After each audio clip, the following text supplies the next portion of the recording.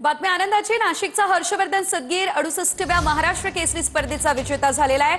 अंतिम सामन्यामध्ये सोलापूरच्या महेंद्र गायकवाडचा 4-3 ने त्यानं पराभव केलाय। सदगीरला मानाची चांदीची गदा, फॉर्च्युनर गाडी, 5 लाखांचं रोख पारितोषिक देण्यात आलंय। हर्षवर्धन सदगीर दुसऱ्यांदा महाराष्ट्र केसरी स्पर्धेचा मानकरी ठरलाय।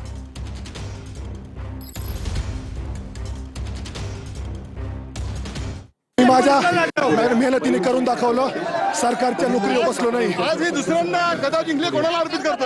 माझ्या आई वडिलांना, भावाला आणि माझ्या गुरुवर्य, आणि त्यानंतर मला खंबीर साथ दिली असेल ती माझ्या मित्रांनी। खंबीर साथ दिली माझ्या मित्रांनी। माझ्या मित्रांचं काही नसताना जीवापार प्रेम केलं, मला महाराष्ट्र बनवलं। आज त्यांनी खूप आनंद होतो। 2 वर्षापासून त्याला हुलकावणी दिली होती, त्याच्या आदल्या वर्षी सुद्धा उपमहाराष्ट्र केसरी समाधान मानावं लागलं होतं। त्याच वेळेला आम्हाला वाटलं होतं डबल महाराष्ट्र केसरी होईल, पण ह्या वेळेला मात्र 100% आशा होती।